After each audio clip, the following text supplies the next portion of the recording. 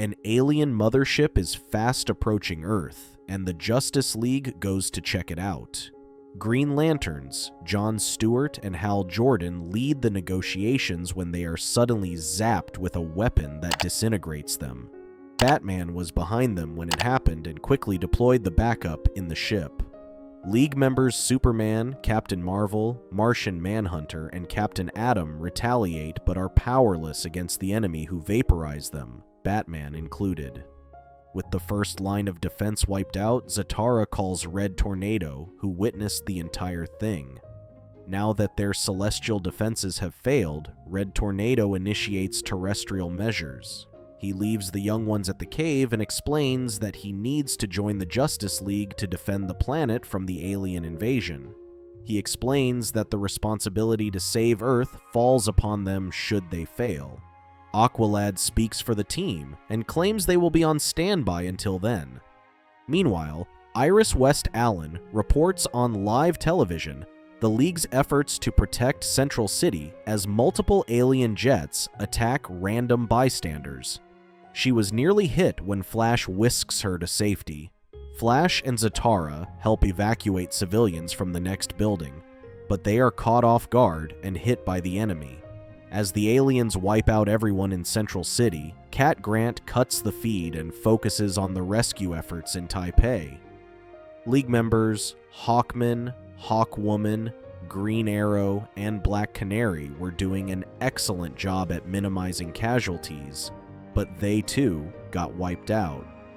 Wonder Woman was defending Smallville and managed to take out a couple of enemy ships until she, too, was hit with the weapon at point-blank range.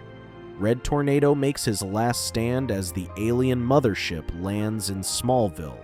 He managed to call the cave and inform Aqualad and the others that he may very well be the last Justice League member when the call suddenly cut off, suggesting that they got Red Tornado too.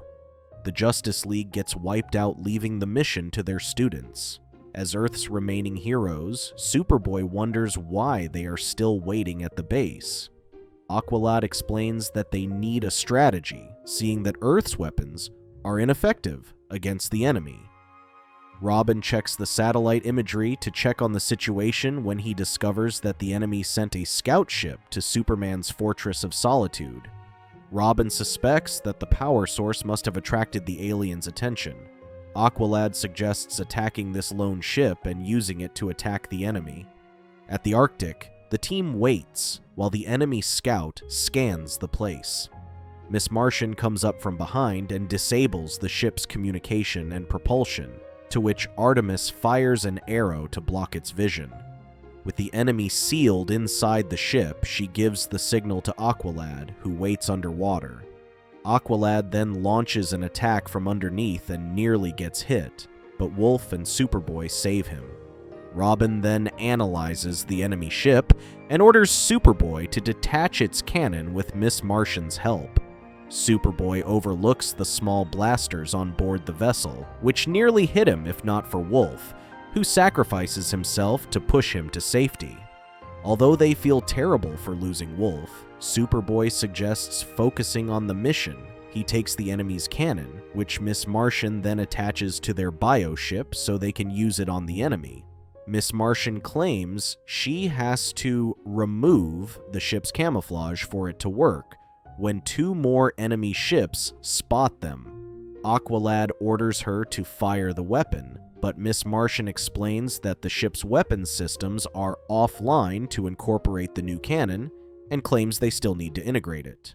Artemis provides cover and shoots the enemy ships down. As she runs towards the others, one of the enemy ships is still functional and hits Artemis from behind. While Miss Martian and Kid Flash are still in shock, Aqualad orders them to get inside while he destroys the enemy ship. Aqualad rallies the team, which is still grieving Artemis's supposed death. He claims there will be a time to mourn the others, but for now, they must focus on defending Earth to ensure Artemis's sacrifice will not be in vain. When asked where they will go, Aqualad claims they will head straight for the Hall of Justice, so the world will know that there are still heroes fighting for them, and that there is still hope. Meanwhile, the army takes a final stand and fires everything they have at the enemy, which is ineffective. As the enemy closes in, Aqualad and the others arrive, and Superboy takes out one of the ships while the others shoot them down with the bioship. Although the soldiers mistake Superboy for Superman, General Wade Eiling of the US Air Force still thanks them for their help. Aqualad tells the general that they will help salvage the aliens' cannons and use them to fight back. Later, the team finds the Hall of Justice in ruins, with the founding members' monuments in pieces. Miss Martian breaks down, still unable to believe that her uncle, Martian Manhunter, is dead. Suddenly, she picked up a distress signal underneath the rubble and was surprised to discover it was her uncle. Aqualad grows cautious as they witness him die when the aliens first attack. John claims he remembers attacking the aliens, but doesn't recall how he survived or arrived there. Miss Martian suspects that he was probably using density shifting to which the beams passed through him and scrambled his brain. John feels certain that he has something important to tell them. Suddenly, Kid Flash realizes something from John's statement. After further analysis, Kid Flash discovers that the enemy's weapon fires Zeta beams, also used in their Zeta tubes. He believes these weapons don't disintegrate their target, but teleport them elsewhere. Kid Flash claims that Artemis and the others are still alive. Despite their breakthrough, hordes of enemy ships suddenly arrive and start shooting at them. When Aqualad wants to help them, Robin stops him, claiming they can't win this battle. Robin then asks Miss Martian to camouflage the bioship, worried that it'd get destroyed by the enemy. The soldiers fall back to the building but find themselves trapped. Aqualad takes them inside and suggests teleporting everyone back to the cave. He asks John for computer clearance to use the Zeta tubes, but claims he can only authorize one at a time. When Aqualad suggests sending the soldiers first, General Eiling objects, claiming they are assets they cannot afford to lose. They then first send Miss Martian, followed by Robin. When it was Kid Flash's turn, the enemy broke through their defenses, so Aqualad pushed him through the portal. Superboy helps an injured soldier and insists on getting him through first, before him. Aqualad then pushes John through the portal, claiming the team needs him more. When it was finally his turn, the enemy hit him with the weapon, much to everyone's dismay. Back at the cave, Robin takes the lead and informs them of the game plan. He claims they suspect the enemy is teleporting their targets to an unknown location. He deduces that the only reasonable detention facility would be inside the mothership in Smallville. Robin then asks Superboy to be the distraction while the others sneak inside. Miss Martian refuses to let him be a sacrifice, claiming that Aqualad would never do that. Robin agrees, and argues that Aqualad would sacrifice himself, a mistake that just cost them their leader. He explains that Superboy is most likely perceived as a threat, forcing the aliens to leave their posts. Kid Flash also tries to reason with her, explaining that the worst thing that could happen is that Superboy will be teleported inside along with the others who were captured. Superboy agrees and convinces Miss Martian that this would be something Superman would do. With the survivors forced underground, Miss Martian and the team encourage everyone that there is still hope. They then gather other young superheroes to take up arms against a common enemy that took their mentors. Arriving at Smallville, Robin scouts the area and sends Miss Martian and Martian Manhunter alone. By camouflaging, they sneak inside undetected, waiting for their cue. Robin then sends Superboy to wreak as much havoc as possible so the rest can carry out the rescue operation. Superboy pulls out one of the sentry cannons and uses it to destroy the remaining sentries. The enemy quickly responds and sends out numerous alien jets to contain him. Although Superboy tried his best, the enemy eventually took him out. Meanwhile, Robin and the others do their best to evade surveillance, but Miss Martian breaks down when she discovers that Superboy is gone. John claims that his mind is clearer. He explains that the disintegration ray did kill everyone, and that there are no prisoners to rescue. Kid Flash refuses to believe him, claiming that the Zeta radiation proves that Artemis is still alive. Robin pulls him aside and explains that he has not found any trace of the others' signal inside the ship. Although they can no longer bring back the others, Robin claims they still have a mission to destroy the mothership. They finally reach the center and discover the ship's power core. Robin claims they just need to destroy it, and the entire ship will blow. When Robin recklessly charges in, he quickly finds himself pulled towards it. He managed to hold on using his grappling hook, but when an enemy spotted him, Miss Martian and Martian Manhunter quickly took it out. Miss Martian then lowers them to a platform where Robin plants explosives to blow the whole place up. Kid Flash later realized that Robin knew about this all along and that there were no survivors.